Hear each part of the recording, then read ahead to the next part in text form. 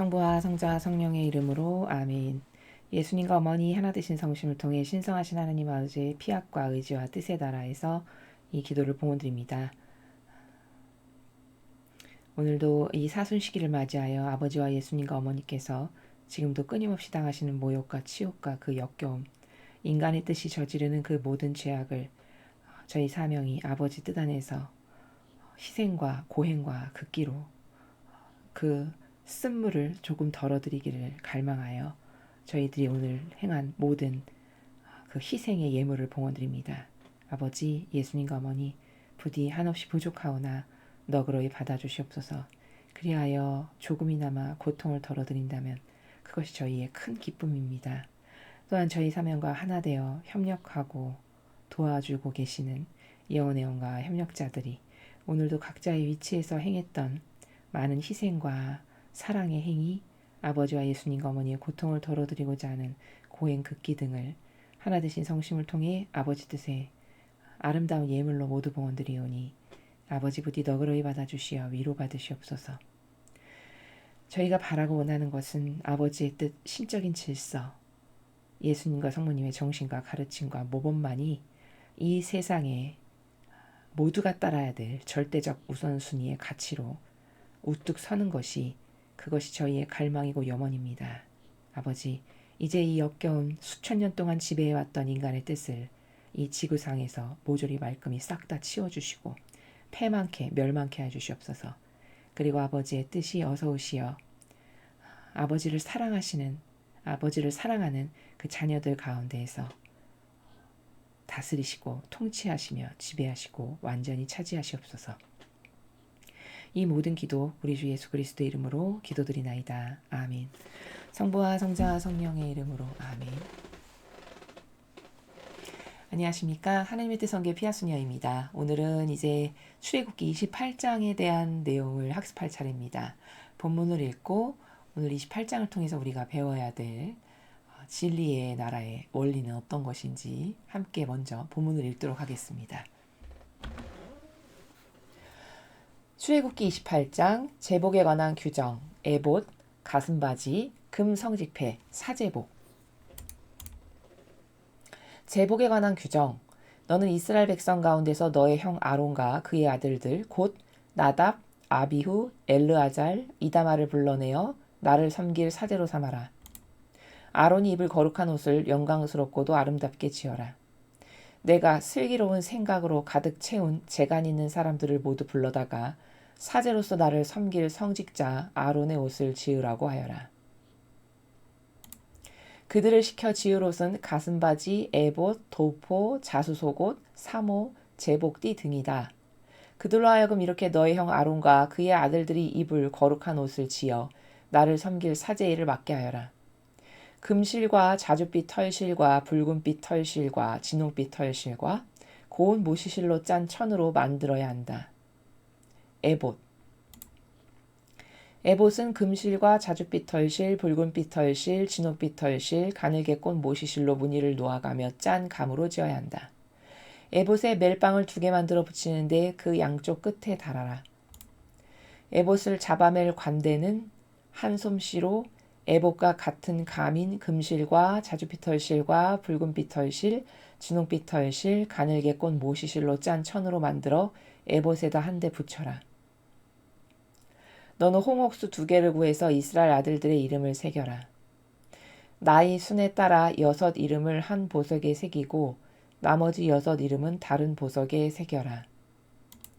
보석공이 인장반지 새기듯이 이스라엘 아들들의 이름을 그 보석에 새겨라. 그리고 금태에 그 보석들을 박아라. 이 보석 2개를 에봇의 양 멜빵에 달아 이스라엘 백성을 상징하는 보석으로 삼아라. 아론이 이렇게 어깨에 그들의 이름을 달고 나서면 주님께서 이것을 보시고 이스라엘을 기억하실 것이다. 또 금으로 고리들을 만들고 순금 사슬을 줄 꼬듯이 꼬아 2줄을 만들어 그 고리에 달아 놓아라. 가슴바지. 에봇을 만드는 솜씨로 시비를 가리는 가슴바지를 짜서 만들어라. 금실과 자줏빛 털실, 붉은 털실, 진홍 털실, 가는 모시실로 무늬를 놓아가며 짜서 만든다. 이것은 두 겹으로 네모나게 만드는데 길이도 한 뼘, 나비도 한 뼘이 되게 하고 거기에 보석을 네 줄로 박아라. 첫째 줄에는 홍옥수와 황옥과 취옥을 박고 둘째 줄에는 홍옥과 청옥과 백수정을 박아라. 셋째 줄에는 풍신자석과 만호와 자수정을 박고 넷째 줄에는 감남석과 얼룩만호와 벽옥을 박되 각각 금태에 박아라.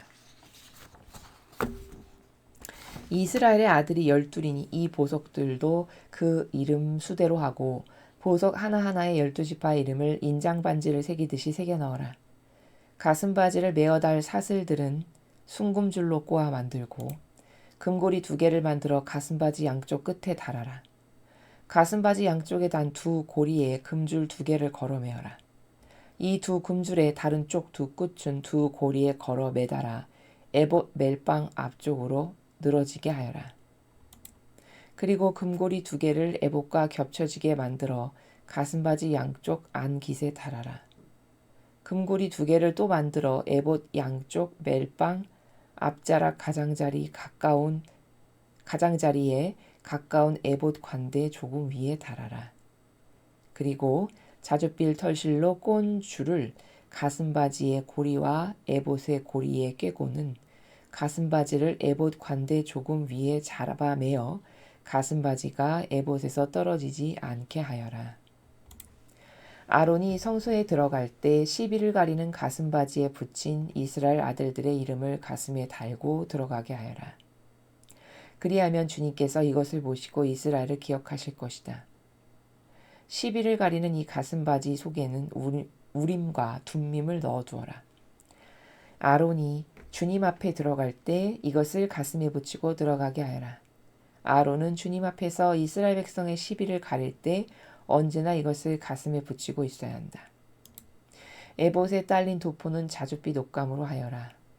그 한가운데 머리를 넣을 구멍을 뚫고 그 구멍 가장자리를 돌아가며 갑옷에 깃을 박듯이 박아서 찢어지지 않게 하여라. 또 너는 자줏빛 털실과 붉은 털실, 진홍 털실, 가는 모시실을 엮어 석류 모양으로 술을 만들어 도포자락에 돌아가며 달고 금방울을 만들어 석류 술 사이사이에 달아라. 금방울 하나, 석류 하나, 또 금방울 하나, 석류 하나 이렇게 도포자락에 돌아가며 달아라. 아론이 예배 드릴 때에 이 옷을 입게 하여라. 아론이 주님 앞으로 성소에 들어갈 때나 거기에서 물러나올 때 방울소리가 나면 그는 죽지 아니하리라. 금성직패. 또 너는 순금으로 패를 만들고 그 위에 인장을 새기듯이 주님께 몸바친 성직자라고 새겨라. 이것을 자줏빛 털실로 꼰 줄에 매어 사모에 붙이되 사모 앞쪽에 가도록 하여라. 그 패를 아론의 이마에 붙여라. 그래서 이스라엘 백성이 거룩한 이물을 봉헌할 때 그 거룩한 봉헌물을 잘못 들여 죄를 지으면 그 책임을 아론이 지게 하여라. 아론은 그것을 이마에 늘 붙이고 있어야 한다. 그러면 그들이 바치는 것을 주님께서 기꺼이 받아주실 것이다. 또 너는 고운 모시실로 속옷을 지어라. 모시로 사모를 만들고 술을 놓아가며 제복 띠를 만들어라. 사제복.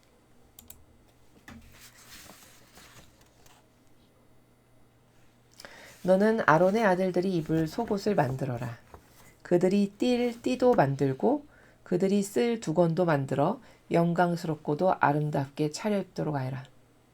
너의 형 아론과 그의 아들들에게 나의 사제가 되도록 그 옷을 입히고 기름을 발라 일을 맡겨서 나의 성직자로 가려 세워라.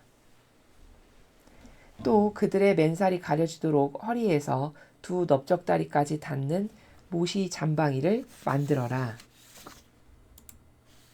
아론과 그의 아들들은 만남의 장막으로 들어갈 때나 성소에서 예배를 드리며 제단으로 나아갈 때 이 옷을 입어야 한다. 그래야 죄를 지어 죽는 일을 면할 것이다. 이것이 아론과 그 후손이 영원히 지킬 규정이다. 주님의 말씀입니다. 하나님 감사합니다.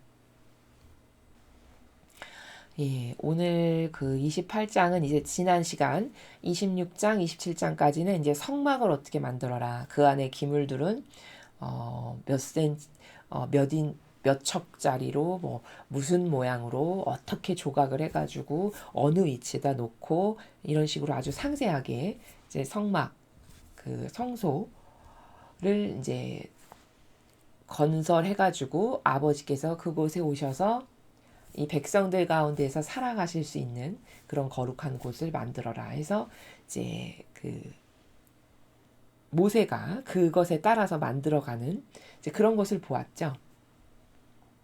오늘 28장부터는 이제 그 아버지께 제사 드리는 역할을 하는 사제 있죠.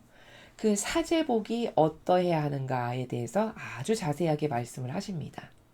그럼 우리가 지난 시간까지 배웠던 것을 간단하게 먼저 복습을 하면요. 제가 여기 한 문장으로 표현을 했는데요. 26, 27장 그 성막을 건설하는 것에서 우리가 알 수 있었던 게 뭐냐면 하느님 아버지께서 찬미받기 원하시는 방법대로 찬미 드리는 것이 올바른 사랑의 정신이라는 거죠. 그래서 아버지께서 아주 작은 것 하나, 심지어 촛대 하나까지도 꽃술을 어떻게 하고 꽃받침을 몇 개로 조각하고 이렇게 아주 섬세하게 가르쳐 주시거든요. 하느님은 아버지는 그렇게 섬세하시면서 동시에 몇 척까지 아주 정확하게 가르쳐 주실 만큼 질서로운 것을 좋아하신다. 우리가 이것을 발견하였죠. 그래서 천상의 나라는 아버지께서 이렇게 백성들에게 무엇을 건설할 때 이렇게 해라라고 가르쳐 주신 것에 근거하여 우리가 추론해 보기를 천상의 나라는 아주 질서롭고 그리고 정확하고 체계적이고 완벽한 이런 시스템의 나라다라는 것을 우리가 알 수 있다라고 학습을 하였습니다. 그래서 천상의 나라는 예수님께서 가르쳐 주시기를 정사각형과 원만 있다. 이렇게 말씀하셨다라고 했죠. 간혹가다 직사각형이 있다. 이렇게 말씀을 하셨어요. 그럼 하느님께서 어떤 것을 좋아하시는지를 우리는 이러한 말씀들을 통해서 얼마든지 발견할 수 있죠. 아버지는 야리꾸리한, 소위 말해서 인간이 이렇게 야리꾸리한 속성이 있잖아요. 별 모양, 오각형, 육각형, 형이상학적, 기하학적, 아름답다라고 해서 이상하게 그린 이런 것은 천상에 없다는 거죠. 정확하고 정직하고 아주 퍼펙트하고 완벽한. 그래서 사각형 중에서도 정사각형, 네 변의 길이가 다 같죠. 이렇게 정확한 거, 완벽하게 질서로운 거, 원도 중심에서 반지름이 다 똑같은 점을 모아놓은 것이 원이잖아요. 이런 것만을 아버지는 좋아하신다. 고로 우리가 아버지를 닮아서 이렇게 정확한 것, 야리꾸리지 하지 않고 질서로운 것, 정직한 것 이런 것을 좋아하지 않으면 천상나라에 가기 어렵다. 이렇게 학습을 했고요. 그 다음에 이제 지난 시간에 26장, 27장을 통해서 또 하나 우리가 발견할 수 있는 중요한 원리가 뭐냐. 하느님께서 찬미받기 원하시는 방법이 있다는 거예요. 아버지는 이렇게 명확한 거, 정확한 거, 아주 규칙적이고 질서로운 거 이런 것을 좋아하신다라고 가르쳐 주신 거잖아요. 근데 그것에 반하는 것을 하느님께 자꾸 드린다? 이것은 사랑이 아니에요. 그것은 모욕과 역겨움을 드리는 행위라는 겁니다.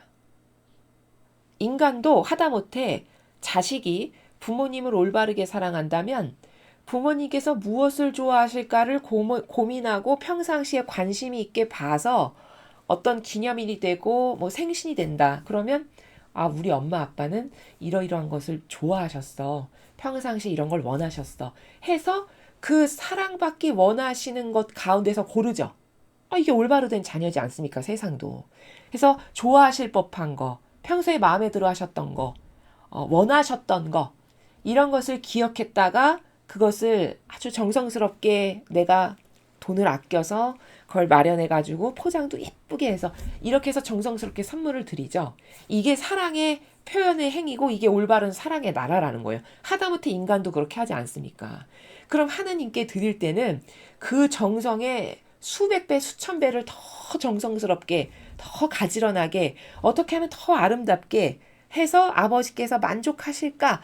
이런 관심사항을 가지고 모든 전례와 제단을 꾸미는 거, 성전을 건설하는 거 이런 것도 다 그런 마음의 나라에서 해야 된다는 거죠. 그래야 하나님께서 거기서 찬미를 받으시고 영광을 받으시고 거기서 모욕과 역겨움을 덜 받으실 수 있다라는 거예요. 그렇죠. 그런데 여러분도 아시다시피 이 교회는 이렇게 구약에서 아버지께서 이렇게 해라라고 가르쳐 주신 저 의미 안에 내포적으로 많은 다양한 원리들이 숨어 있거든요. 하느님께서 좋아하시는 정신 세계가 숨어 있단 말이죠. 근데 그것을 따르느냐? 아니요. 있던 것마저도 짓밟아요. 그리고 다 이렇게 하느님이 원하시는 방법대로 드리는 게 올바른 사랑이고 올바른 찬미인데 다 인간 편의주의로 가죠. 그래서 장개툴도 없앤 거 아닙니까? 그렇게 앉았다 일어났다 앉았다 일어났다 이러면 신자들이 싫어해. 요즘 세상에 누가 그런 것을 일일이 따라. 이런 명분을 내면서 그쵸? 그럼 이건 하느님 중심이에요? 인간 중심이에요? 인간 중심입니다. 그런데 문제는 그 역겨운 인간의 중심을 왜 따라야 되나요, 우리가? 그렇죠.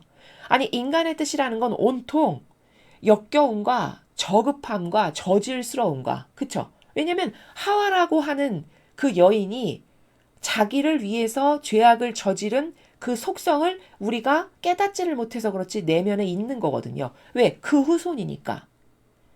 그러면 끊임없이 경계를 해도 모자랄 판에 자기 뜻이라는 거를 그쵸? 아무리 우리가 내 뜻을 없애야지. 내 뜻은 버려야 돼. 내 뜻을 죽여야 돼. 이건 하느님께 모욕과 역경을 드리는 행위야. 이렇게 인식을 하고 살아도 나도 모르게 모욕을 드리는 게 나올 거거든요. 우리가 원죄 상태에 있고 죄악 가운데 있기 때문에.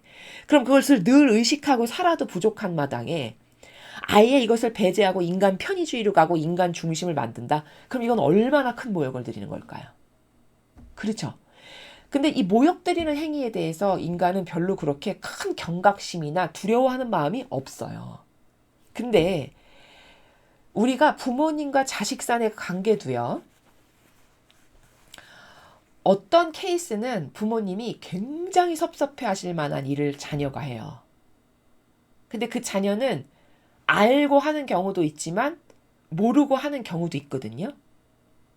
모르고 하는 경우는 예를 들어서 요즘 시대의 문화나 정서가 자기 멋대로 자유분방하게 사는 게 자기는 아무렇지도 않은 거예요. 그렇죠.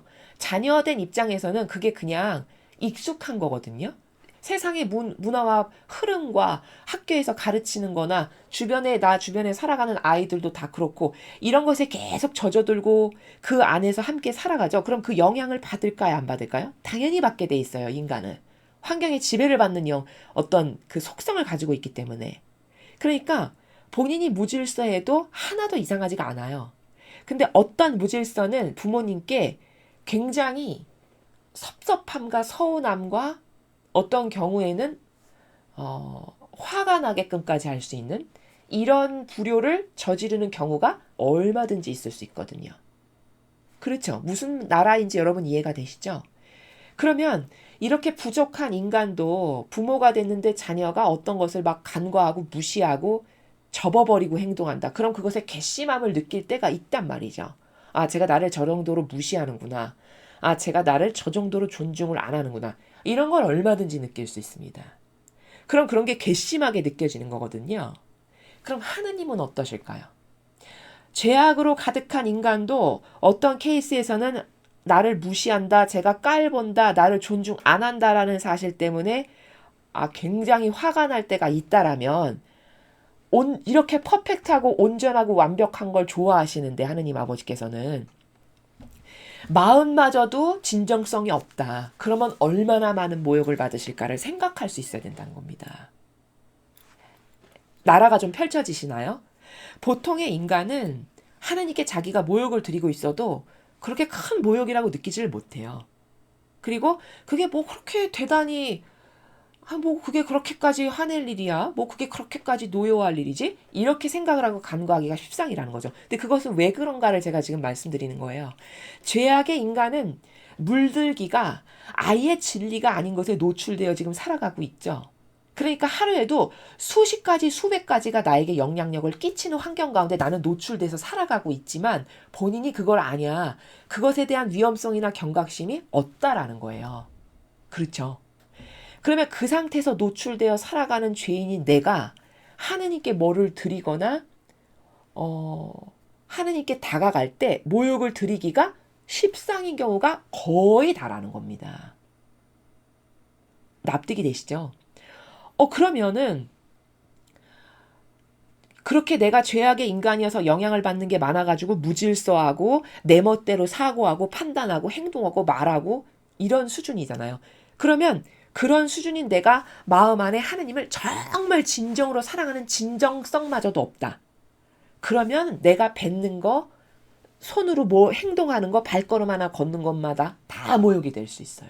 얼마든지 그럴 수 있습니다. 그렇죠. 제가 지금 객관성으로 입증을 해가고 있는 겁니다. 자, 그렇다면은 그나마 하느님께 우리가 드릴 수 있는 거는 이런 거를 배웠을 때 우리가 이해할 수 있는 범주 안에서 아버지는 이런 걸 좋아하시니까 내가 이런 걸 해야지 하는 이런 어떤 진정성의 마음. 그래서 그것을 조금이라도 더 아버지를 배려하고 사랑하니까 조금 더 조심을 하고 이렇게 하려고 하는 이런 것마저도 구비가 되어 있지 않다. 내 안에 내재적으로. 그러면 거의 다 모든 행위는요. 사실은 사랑을 드리러 온 게 아니라 다 모욕과 역경을 드리러 온 거예요. 이해가 되시죠? 자, 그렇다면은 이렇게 내가 진정성을 갖고 무엇을 조심해도 하느님께 자칫 잘못하면 역경과 모욕을 드리기가 일수인 난데 그런 인간이 아버지가 이렇게 해라라고 정해주신 것마저도 안 하고 배제한다. 그러면 얼마나 모욕이 클까요? 입증이 됩니까? 입증이 되죠. 하라고 지키라고 가르쳐 주시는 것마저도 안 하자는 수준이잖아요. 거짓교회는. 그러면 진정성을 갖고 다가가도 내가 죄악의 인간이라서 내 모든 사고방식이 퍼펙트하게 진리로 지금 가동되지 않잖아요. 그러면 내가 모르는 부분은 분명히 모욕드리는 게 있을 수밖에 없거든요. 근데 그나마 내가 진정성을 가지고 아버지께 가면 아버지는 마음을 보시기 때문에 제가 저런 진정성으로 나에게 다가오고 있구나 해서 내가 부지불식간에 하는 모욕도 좀 보아주실 수 있는 거예요. 사람도 이런 거 있죠. 여러분도 자녀를 기르시다 보면 사랑이라는 것의 본질을 사람들이 잘 모르는데 예를 들어 여러분이 너무 몸살이 심하게 나셨어요. 근데 자녀가 초등학교 저학년 학생이에요. 초등학교 1, 2학년이라고 해보죠. 근데 엄마가 너무 몸살이 걸려서 아파. 그런데 그 고사리 같은 손으로 초등학교 1, 2학년 애가 우리 엄마가 아파서 저렇게 잘 못 드시니까 내가 열심히 죽을 만들어야지 해서 초등학교 1, 2학년이 고사리 같은 손으로 흰죽을 만들었어요. 그래갖고 엄마 이것 좀 드셔보세요. 제가 만들었어요 해서 갖고 왔는데 다 탔어. 밑에가. 그래서 한 숟갈 뜨니까 쓴맛이 나. 근데 그 쓴맛이 나는 죽을 가져온 나의 자녀에게 내 아이에게 너 어떻게 죽을 이따위로 썼니? 이렇게 말할 엄마가 있을까요? 없겠죠? 그쵸? 그러면 가지고 온 것은 부족한 것을 가지고 왔지만 부족하다라고 타박하지 않고 오히려 사랑스러워서 눈물을 흘릴 엄마들이 더 많을 거거든요. 왜? 감동해서. 그러면 사랑이라는 건 뭐라는 걸 여기서 알 수 있는 거죠? 진정성의 나라라는 거예요. 진정성의 마음. 단순하고 순수한 진정성의 마음이 사랑의 본질이고 정수라는 거죠.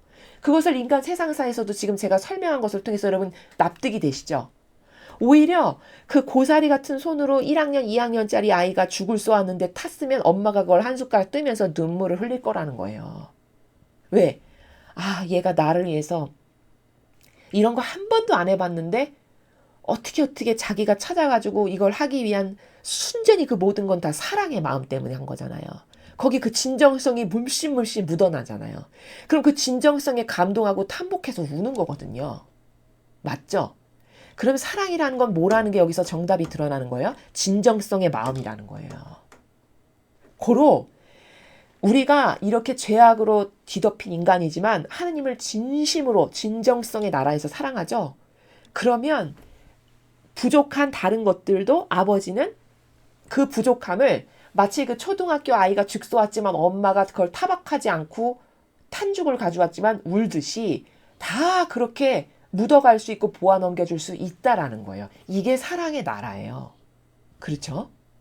그러면 이럴 때나 하나님께 감동을 드릴 수 있어요. 사랑이라는 건. 이런 걸 배웠으니까 내가 이런 걸 갖춰서 이렇게 해드려야 되겠어.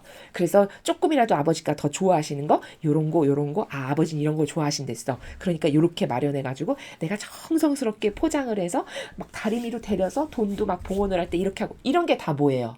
그게 다 진정성에 달하잖아요. 그러면 거기서 하나님은 감동을 받으시고, 제가 나를 저렇게 진정성으로 사랑하는구나 하고 다른 부족함이 다 덮어질 수 있는 거라는 거죠. 그래서 이 예시가 성경에 나와요. 어디 나오냐. 2달란트의 봉헌을 한 여인. 예수님께서 뭐라고 하셨어요? 2트랩을 낸 여인이죠. 와, 저 여인이 오늘 가장 많이 봉헌을 했다라고 칭찬하시죠. 그러면 실제적으로는 그 여인이 가장 많이 봉헌을 한 건 아니에요. 그렇죠? 동전 2트랩이 뭐 그렇게 큰 봉헌이겠습니까? 그런데 예수님은 와, 저 여인이 오늘 가장 많이 했다라고 하시는 건 가장 진정 어린 사랑을 하느님께 드렸다라는 거예요. 그 진정성이 어디에 묻어나죠? 전부를 드렸기 때문인 거예요. 그렇죠? 그러면 그 복음 말씀에서 핵심은 뭐냐? 거기서 키포인트는 뭐냐? 하느님께 얼마나 진정성으로 전부로 나는 내어드리는 사람인가? 그게 진정한 사랑의 나라다라는 걸 그렇게 가르쳐 주시는 거거든요. 그렇죠? 여기 성경에서 이렇게 확인할 수 있죠. 그러면 하느님께 사랑을 드린다는 건 아버지가 어떤 걸 좋아하실까? 이런 거. 성경에서 이런 거 배웠어. 하느님은 이렇게 정갈하고 질서 바르고 반듯한 거 좋아하신댔어. 그러니까 나 이런 걸 해드려야지. 이렇게 하느님께 사랑을 드리는 영혼이, 이 영혼이 진짜 복받은 영혼이고, 그런 사랑을 하느님은 진정하다라고 받으신다는 거예요. 자, 그러면 이제 사랑이 뭔지 아셨죠? 거짓 교회는 지금 사랑이라는 게 이런 나라인데 가르쳐 주시는 것마저도 행하지 않아요. 올바르게. 그쵸? 다 인간의 편의주의를 도입해서 그럴듯한 이유를 다 갖다 대서 다 변질시키고 다 뒤틀어 놓고 다 엉망진창 놓고 다 무질서로 짓밟아 버렸어요. 그럼 이건 얼마나 큰 모욕을 드리는 걸까요? 감이 오십니까? 이건 보통 모욕이 아니에요. 이해가 되시죠? 그래서 성모님께서 오죽하면 검은 미사라고 말씀하신 거예요. 검은 미사. 오죽하면 성모님께서 이 교회가 드리는 행위는 다 검은 미사다라고 말씀하시겠습니까? 이해가 되십니까? 이제 왜 검은 미사인지? 아무리 인간이 봤을 때 막 높은 삼중간의 모자를 쓰고 큰 십자가를 들고 천천히 걸어다니고, 십자가도 손을 천천히 내려서 아무리 거룩한 책을 해봤자, 제가 좀 전에 말씀드렸죠. 사랑은 그렇게 겉에 행위에 있는 게 아니라 진정한 마음의 진실 안에 있는 거거든요. 근데 그 진정한 마음의 진실은요, 누구나 느낄 수 있어요. 그렇죠? 여러분, 고사리 같은 손으로 아이가 탐밥을 해왔어도 그 진정한 마음의 진심을 얼마든지 느끼실 수 있죠. 걔가 많은 말 하지 않아도. 그렇죠? 이런 마음은 통하는 거기 때문에, 아버지께서 우리를 그렇게 창조하셨기 때문에 진실하다, 저 사람이 진정성이 있다 없다는 눈빛만 봐도, 말투만 봐도, 걸음걸이만 봐도, 손짓 하나만 봐도 알 수 있다고요. 그렇죠. 근데 요즘 세상 사람들이 왜 마귀에게 속냐? 겉에 보이는 화려함, 그럴듯해 보이는 거, 있어 보이는 거, 형식주의, 이런 걸 다 따라가거든요. 근데 하나님은 그런 걸 안 보신다니까요. 그게 어디에 나온 거예요? 그 2트랩을 는 여인을 왜 칭찬하셨냐는 거죠. 거기에 모든 답이 담겨 있어요. 사랑이 도대체 뭔지를. 그 대단한 거 한 거 아니잖아요. 사람 눈으로 봤을 때. 아마 겉에 형식주의, 그럴듯한 거, 있어 보이는 거, 거룩해 보이는 거, 삐까뻔쩍한 거, 이런 거에 의해서 모든 것을 판단하는 사람은 그 여인이 넣은 2트랩의 진정성을 절대 볼 수 없어요. 그런 관점이 없기 때문에. 근데 예수님은 분명히 그 여인이 오늘 여기 모인 사람 중에 가장 많은 것을 했다라고 했어요. 그러면 도대체 그 뉘앙스에 숨겨져 있는 원리가 뭔가를 발견해야 되는 거거든요. 사랑이라는 게 도대체 뭔가를 가르쳐 주시는 거예요. 그건 순전히 진정성, 진실, 순수함, 그 마음의 나라. 그래서 그 순수하고 진정 어린 마음이 겉으로 표출되는 바로 그것을 사랑이라고 가르쳐 주시는 겁니다. 그러면 하느님께서 찬미받기 원하시는 방법대로 어떻게 하면 더 잘 구현할까? 이게 진정한 사랑이죠. 그럼 그 정신이 있는가를 보아야 한다라는 거죠. 제가 여러분에게 드리고 싶은 말씀의 요지는. 이해가 되시죠? 진정한 하느님께 정말 어떻게 하면 더 하느님께 아름답고 누를 끼치지 않고 더 기뻐하실 만한 것을 드리려고 하는 그 진정한 마음의 나라가 보이냐라는 거예요. 그 관점으로 보아야 된다라는 겁니다. 이해되십니까? 그러면 거짓교회는 얼마나 많이 잘못되어 있는 걸까요? 그렇죠. 오래 걸리니까. 시대가 변했으니까. 이렇게 하면 신자들이 다 싫어하니까. 그러면 진리 모르는 사람은 다 그럴듯하게 들려요. 그렇지, 이렇게 바쁜 시대에. 누가 미사를 3시간, 4시간씩 해. 바빠 죽겠는데. 30분 짧은 게 좋은 거야. 이렇게 해서 다 그 역겨운 인간의 뜻으로 한 커플 덮고, 2커플 덮고, 3커플 덮고, 몇 커플만 덮으면요, 거긴 이제 하느님의 뜻 하나도 안 남아나요. 다 인간의 뜻으로 도배되어 있지. 그렇지 않겠습니까? 거기 어디 가서 찬미를 받으시나요? 그럼 아버지는? 그냥 역겨움 자체죠. 그쵸? 다 인간의 뜻으로 이런 이유, 이런 이유, 이런 이유, 이런 이유로 한 5겹만 덮었다고 생각해보세요. 거기 거룩하고 영적이고 하느님께서 찬미받기 원하시고 거기 온갖 은총이 물씬물씬 풍겨나는 그런 거룩한 예배를 할 수 있습니까? 불가능하죠. 관점이 없으니까, 그리고 늘 익숙하게 맨날 봤으니까 그게 그냥 당연한 거예요. 그렇죠. 근데 성경은 이렇게 하라고 가르쳐 주시잖아요. 그럼 왜 이렇게 하라고 했는가를, 원리를 발견하고 깨닫고 그 원리를 그대로 재현해 드려야죠. 모습을 재현하라는 게 아니라. 자, 이런 것이 하느님께 올바른 사랑을 드리기 위해서 굉장히 중요한 관점이라는 겁니다.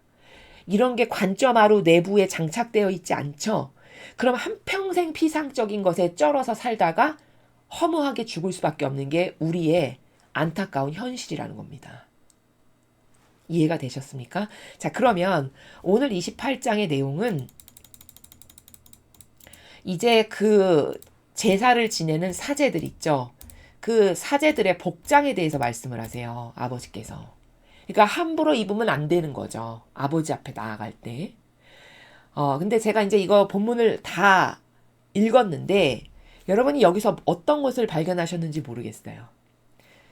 이 제복에 관한 규정, 에봇은 어떻게 입고, 가슴 바지는 어떻게 만들고, 이렇게 하나하나 다 가르쳐 주셨거든요. 그냥 이렇게 글로 읽어서는 여러분이 잘 와닿지 않으실 것 같아서, 제가 이제 그림을 준비했는데요.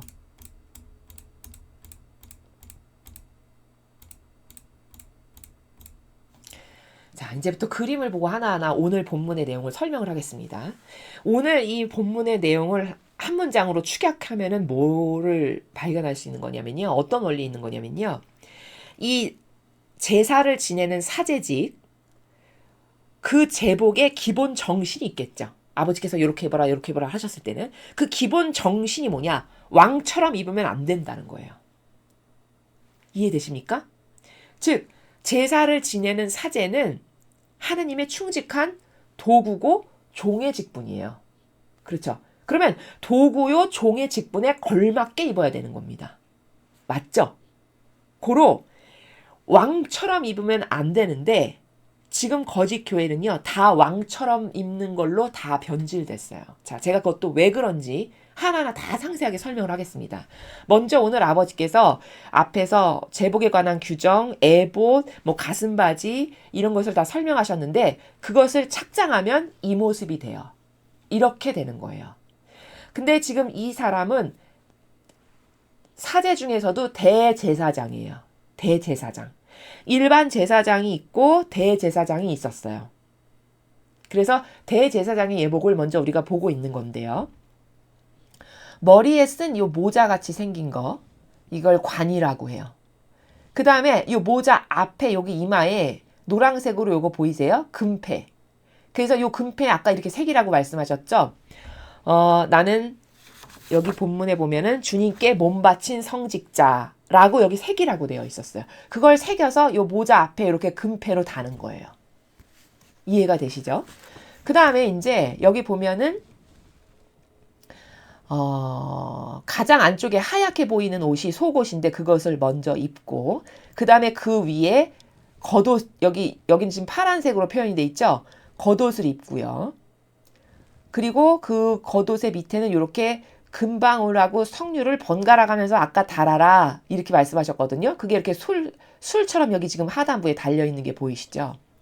그리고 나서 그 위에 에봇을 입어요. 여기 지금 이렇게 멜빵 스타일처럼 입은 게 에봇이에요. 그리고 에봇은 뭐 분홍색 실, 무슨 실, 무슨 실로 이렇게 자수를 놓는 형태로 입어라 아까 말씀하셨죠. 그게 바로 요 에봇이에요. 그 다음에 에봇을 입고 난 다음에 여기 허리띠 보이시죠? 이것 에봇과 같은 재질로 만들고 띠를 이렇게 둘러라라고 되어 있고요. 그 다음에 여기 이렇게 네모난 이 대사장이 여기 앞에 네모나게 뭘 하나 달고 있죠? 이게 가슴바지라고 우리 성경에는 가슴바지라고 나왔거든요. 그걸 여긴 지금 흉패라고 표현한 거예요. 같은 말입니다. 그렇게 해서 여기 12개의 보석을 받게끔 되어 있어요. 보석의 종류가 다 다르게끔. 근데 이 12개의 보석을 박은 건 왜냐면 12지파를 상징해요. 그리고 여기 지파 이름을 다 색이라고 되어 있어요. 아까 그렇게 말씀하셨어요. 각각의 지파 이름을 새겨서 여기 붙여가지고 이것을 끈을 이용해가지고 이렇게 달아라 이렇게 표현을 하셨거든요. 바로 요게 대제사장이 입는 예복의 모습이 이러해요. 자, 그 다음에 아까 이제 가슴에 가슴 바지를 다르라고 하셨잖아요. 그 가슴 바지만 확대한 거예요, 이게. 그러면 가슴 바지라고도 하고 여긴 흉패라고도 이렇게 표현을 했는데요. 여기 보시면 번호 보이세요, 여러분? 우측부터 좌측으로 1, 2, 3, 4, 5, 6, 7, 8, 9, 10, 11, 12 이렇게 번호가 매겨져 있죠. 이게 바로 각 지파를 상징하고 각각은 다 보석인데 종류가 다르게 하라고 아까 아버지께서 말씀하셨어요. 그럼 이거는 아마도 이 보석마다 가지고 있는 특성이 있겠죠. 그렇죠? 그 특성 각각의 지파마다의 특성에 걸맞게끔 보석을 아버지께서 선택을 하셔가지고 이 보석은 무슨 지파, 이 보석은 무슨 지파 이렇게 다르라고 가르쳐 주신 겁니다. 이 보석 하나하나도요. 다 괜히 이렇게 한 게 아니고 다 여긴 의미가 있어요. 여기 나와 있지 않으니까 우리가 더 구체적이고 상세한 의미는 추론할 수가 없지만 아버지께서는 그 각각의 지파의 그 속성에 걸맞는 보석을 선별하셔가지고 이렇게 골라주신 거고요. 무슨 지파 무슨 지파라고 여기 다 색이라고 아까 본문에서 말씀을 하셨죠. 그리고 대제사장은 그거를 여기다 이렇게 띠로 해가지고 다는 거죠. 그래서 여기 보면은 12지파의 순서 1, 2, 3, 4, 5, 6 이렇게 아까 제가 말씀드렸죠. 유다는 홍보석을 유다지파는 홍보석을 달고 이사갈은 황옥이고 뭐 즈불론은 녹주옥이고 르우벤은 석류석이고 시몬은 남보석 갓은 홍만호 에브라임 지파는 호박 므낫세는 백만호 베냐민 지파는 자수정 다는 녹보석 아셀 호만호 납달리 벽옥 이렇게 다 다르죠. 이렇게 해서 달아라라고 하셨어요. 그리고 대제사장은 이걸로 왜 달고 들어가는 거냐. 이거 다 의미가 있다고 그랬죠. 이 의미는요. 사제직은 자기 삶을 사는 게 아니고요. 나에게 맡겨주시고 보내주신 이 백성들의 모든 죄악을 배상보석도 하는 거고 이들의 모든 원인을 내가 가져다가 대신 봉헌드리는 이런 직분이에요. 그러니까 여기 12지파를 가슴바지에 이렇게 달아가지고 들어갈 때마다 이것을 착용하는 거는 아버지 이 12지파를 아버지께 모두 봉헌드립니다. 이 백성들을 아버지 뜻에 봉헌드립니다. 이들을 데리고 제가 지금 가서 사제직을 합니다. 이런 의미라는 겁니다. 그래서 다르라라고 말씀하시는 거예요. 그럼 순전히 이거는 지금 뭐예요? 직분 자체가 다 대신 이 백성을 대신하는 종이요. 도구적 역할을 하라는 거죠. 그 의미로 이런 것을 가슴에 다는 거다라는 거죠. 그 다음에 이제 이건 뭐냐면 아까 본문 중에 그 가슴바지 안에다가 우림과 둠림을 넣어라 이렇게 말씀하셨어요. 그 우림과 둠림이 뭐냐면은 뭐 어떤 것을 이제 판결해야 되는 상황들이 있잖아요. 뭐를 이렇게 송사에 부닥치면 그걸 결정해야 되는. 그럴 때 요 가슴바지 안에다가 이거 2개를 넣어놨다가 지금으로 치면 좀 유사한 게 제비뽑기 같은 거죠. 쉽게 말하면. 근데 그거랑 똑같은 건 아니지만 가장 유사한 걸 빗대서 설명하면 제비뽑기처럼 먼저 하느님께 기도를 드리는 거예요. 기도라는 거예요. 아버지, 백성이 이런 문제를 가지고 왔습니다. 이것을 아버지 뜻대로 판결해 주십시오. 이렇게 기도를 하고 이 우림과 둠밈이 각각 상징하는 바가 있어요. 여기 지금 자세히 안 나왔는데 이 검은색 마치 바둑돌처럼 생겼죠, 여러분? 이 검은색을 뽑으면 이 검은색은 어떤 것을 판결한다라는 어떤 명시된 게 있다라고요. 그래서 이것을 뽑으면 아버지께서 기도를 하고 뽑았는데 이것이 나왔으니까 이렇게 하라는 말씀이십니다. 라고 해서 송사를 해결하는 그럴 때 쓰는 게 우림과 둠밈이에요. 그래서 그걸 가슴바지 안에 넣어놨다가 이렇게 기도를 하고 뽑아가지고 판결을 하는 이제 그런 데 쓰였다라고 전해지고 있거든요. 그래서 이제 이것을 복원한 것을 여러분이 지금 보고 계신 거고요. 그 다음에 이제 이건 뭐냐면 아까 제가 서두에 아버지께서 오늘 이렇게 제복을 어떻게 입으라라고 가르쳐 주셨는데 그것도 일반 제사직이 있고 대제사장을 하는 이렇게 두 가지로 나누어진다라고 제가 말씀을 드렸죠. 그래서 여기 보면요. 확연히 차이 나죠. 이 그냥 하얗게 입은 요 분, 요렇게만 입은 요 복장, 이분이 일반 제사장직을 수행하는 사제예요. 그리고 아까 우리가 봤죠. 자세히. 바로 요 앞에 이렇게 좀 이 사람보다는 화려하게 입은 요 사람이 대제사장 직분을 수행할 때 요렇게 입고 한다라는 거죠. 그래서 이렇게 차이가 나는 것을 우리가 알 수 있고요. 이 제사장은 우리가 그 앞에 성막 배울 때 지성소에 1년에 딱 한 번밖에 못 들어간다. 거기 대제사장이 들어간다. 이렇게 배웠죠. 바로 그런 어떤 특별한 하느님과 관련돼서 어떤 특별한 것을 해야 할 때 요 대제사장만 들어갈 수 있는 이제 그렇게 구분이 역할에 따라서 구분이 되어 있다라는 것을 알 수 있습니다. 자, 그럼 이제 오늘 가장 중심적으로 우리가 배워야 될 게 이 부분인데요. 제가 지금 여러 사진을 가지고 왔습니다. 여기 비교를 하려고 제가 이렇게 가지고 온 건데요. 제목이 뭐냐면 사제복을 변질시킨 로마 가톨릭이죠. 오늘 아버지께서 이렇게 입어라라고 말씀하신 그 정신을 그대로 이어받아서 사제복을 입어야 하는 게 맞죠. 그렇죠? 이렇게 하라고 가르쳐 주셨으니까요. 자, 그런데 지금 이 거짓 교회에 교황이나 주교나 추기경들이 입는 미사 때 입는 그들의 복장을 한번 보시죠. 이 좌측에 이 그림이 뭐냐면요. 프란치스코 교황이 이 한국을 방문했었잖아요. 그때 실제로 입었던 복장, 그때 실제로 입었던 미사복이에요. 이게 신문에 찾아보니까 나오더라고요. 그 복장이고요. 이건 이제 평상시에 이렇게 이 교황이 미사를 할 때 집전할 때 입고 있는 모습을 지금 이렇게 찍은 거죠. 그렇죠? 이것도 뭐 높은 직함과 권한을 가지고 있는 로마 가톨릭의 뭐 추기경이라든가 이런 사람들이 미사를 할 때 이렇게 줄지어 서서 들어가는 모습을 지금 찍은 거죠. 그렇죠?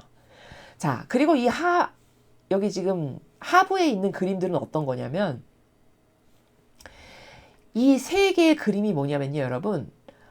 로마 시대, 로마가 아주 패권을 막강하게 휘둘렀던 그 로마 시대 황제들의 모습을 복원해서 그림으로 그린 거예요. 각각 다 다른 황제예요. 이해가 되십니까?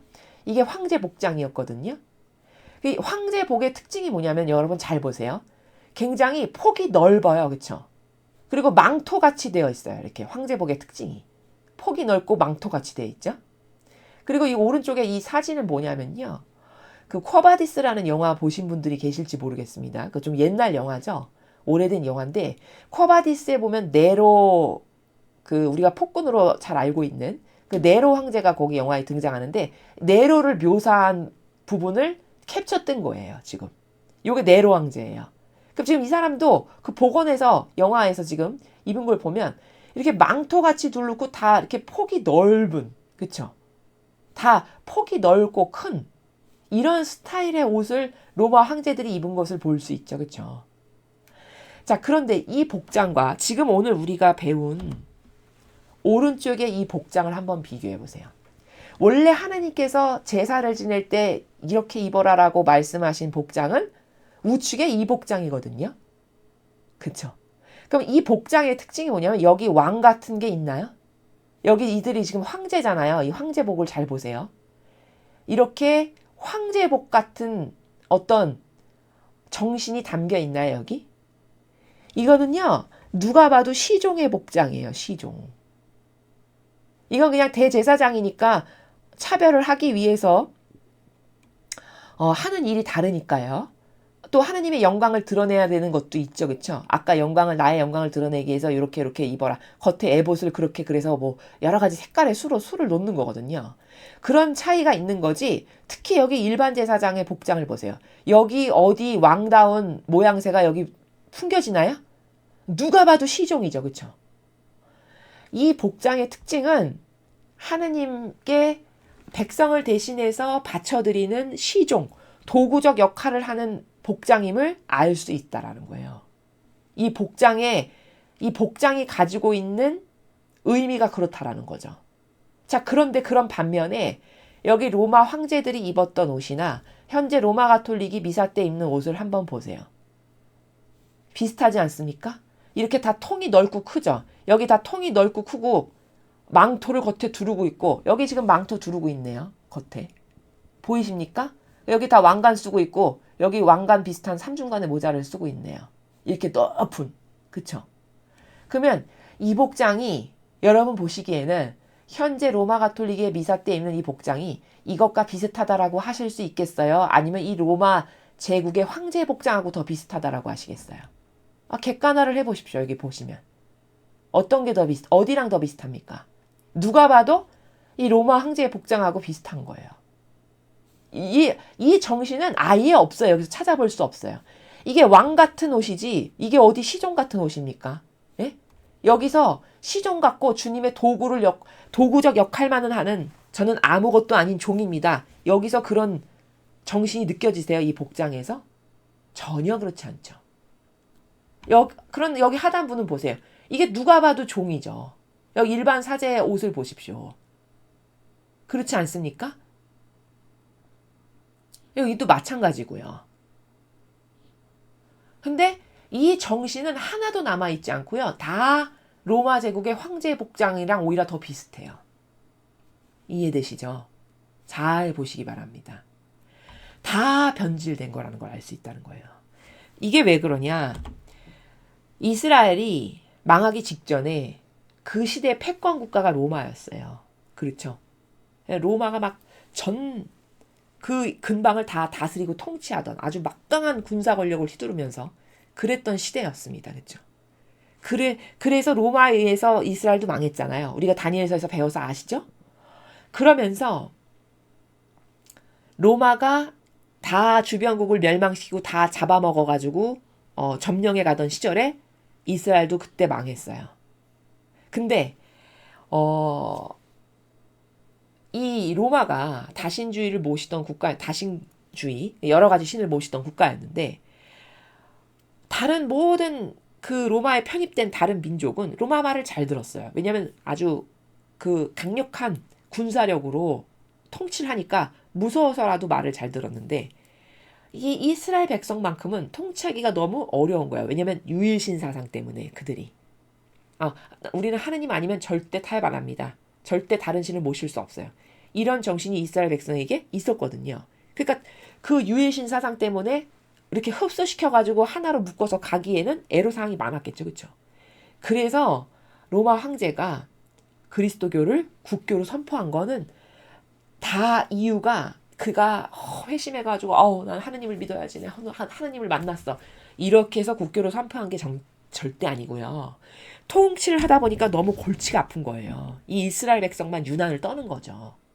다른 것들은 다 흡수가 잘 되는데. 그러니까 통치의 수단으로 내가 오늘부터 국교를 이 가톨릭을 국교로 받아들인다. 이렇게 한 거라는 겁니다. 황제가. 그러면서 그때 변질되기 시작해요. 그때부터 타협이 들어가는 거예요. 로마하고 가톨릭하고. 그렇게 해서 옷도 다 그때 이 색깔이 지금 묻어나는 건 그렇게 해서 변질돼서 타협된 로마의 것이 다 들어와서 타협된 것이 바로 왕처럼 황제처럼 입는 것이 다 여기에 타협했다라는 근거 자료를 제가 이렇게 들어서 여러분에게 보여드리는 겁니다. 그러니까 가톨릭이 언제부터 이렇게 달라졌지? 근래에 와서 심각하게 달라졌는데 물론 급격하게 나빠진 건 근래 얼마 안 돼서 이렇게 급격하게 나빠진 건 맞아요. 근데 변질의 시작은요. 로마와 손잡으면서부터 벌써 그때부터 타협이 들어가서 악이 들어간 거라는 거죠. 그 잔재를 이런 복장을 통해서도 우리는 얼마든지 확인할 수 있다는 겁니다. 이 정신은 하나도 안 남아 있어요. 여기 절대. 절대 이렇게 왕처럼 이런 모자, 삼중간의 모자 쓰고요. 이렇게 막 망토를 걸치고 이렇게 너풀너풀 넓은 이런 옷 아니죠. 여기. 그쵸? 절대 이 정신이 남아있지 않음을 여러분이 눈으로 확인해 보시라고 제가 보여드리는 겁니다. 이거는 로마가 이미 가톨릭을 국교라고 해가지고 달콤하게 꼬드겨가지고 통치를 위해서 국교를 받아들이면서 그때부터 벌써 로마 가톨릭은 변질되기 시작한 거예요. 그래서 원래 안식일도 일요일 아닌데 일요일로 지금은 다 바뀌었죠. 다 썬데이, 태양신을 모시던 로마가 그때 타협해서 안식일도 일요일로 다 바꾸고 말하고자 하면 끝도 없는 변질이 여기서부터 다 시작된 거라는 겁니다. 이해가 되십니까? 그래서 우리는 사제복도 다 이 정신, 오른쪽 우측에 지금 원래 아버지께서 이렇게 입어라고 말씀하신 이 종의 마인드, 이 종의 정신으로 이렇게 입으라고 하신 도구적 역할을 하는 사람입니다. 저는 그 정신이 아주 충실하게 담겨있는 이 복장으로 다 되돌릴 겁니다. 저희는. 이 복장으로 다 되돌려서 디자인을 다 다시 해가지고 그렇게 할 예정이고 지금도 그런 과도기적 형태를 저희가 지금 가고 있습니다. 그래서 이런 건 다 타협된 원래 하느님께서 찬미받기 원하시는 방법 아니다. 절대 아니다. 우측의 정신세계가 여기는 하나도 담겨 있지 않다. 오히려 황제의 복장하고 더 닮아 있다라는 것을 여러분이 보고 이해를 하시면 되겠습니다. 자, 오늘 우리는 28장에서 사제복은 이렇게 입어라. 근데 그 사제복을 이렇게 입어라고 아버지께서 가르쳐 주신 기본 정신은 절대 왕처럼 입으면 안 된다는 거예요. 시종의 모습으로. 아버지를 도와드리는 충직한 도구의 역할의 모습으로 입게끔 아버지는 요건 요렇게 하고 이렇게 하고 가슴바지도 달고 가고 왜? 나는 이 백성을 대표하는 사람입니다. 이 백성의 모든 봉헌을 아버지께 대신 바쳐드리는 사람입니다라고 해서 여기 가슴바지에도 하고 심지어 여기 이마에 두건 저 모자 그 앞에도 주님께 몸 바친 성직자 이렇게 새기라고 하시잖아요. 그걸 잊지 않기 위해서 그렇죠. 이 정신이 너의 역할이니까 네가 그런 직분을 수행하는 사람이라는 걸 잊지 말아라 해서 여기 새겨주시는 거거든요. 그렇죠? 그러면 그런 정신이 남아있냐라는 거죠. 그렇지 않다라는 걸 여러분이 지금 복장을 하나하나 확인하면서 보셨죠. 그래서 우리는 이런 변질된 것, 그래서 성모님이 검은 미사라고 말씀하신 이것을 다 되돌려드려야 된다. 그래서 하느님께서 온전히 정말 기쁘게 찬미받으실 수 있는 것으로 다 되돌려줘야 된다라는 것이 오늘 우리가 28장에서 배운 내용입니다. 여러분도 오늘 배운 내용 곰곰이 잘 곰씹고 생각해 보시면서 또 제가 전반부에 사랑의 나라에 대해서 자세하게 말씀드렸죠. 하느님께 진정한 사랑을 드린다는 건 도대체 뭔가 이런 것에 대해서 다시 생각해 보시고 잘못된 게 있으면 반성하고 뉘우치고 고쳐서 올바르게 진정한 아름다운 사랑을 드릴 줄 아는 그런 여러분들 되셨으면 좋겠습니다. 이상으로 출애굽기 28장 해설 강의를 마치겠습니다. 감사합니다.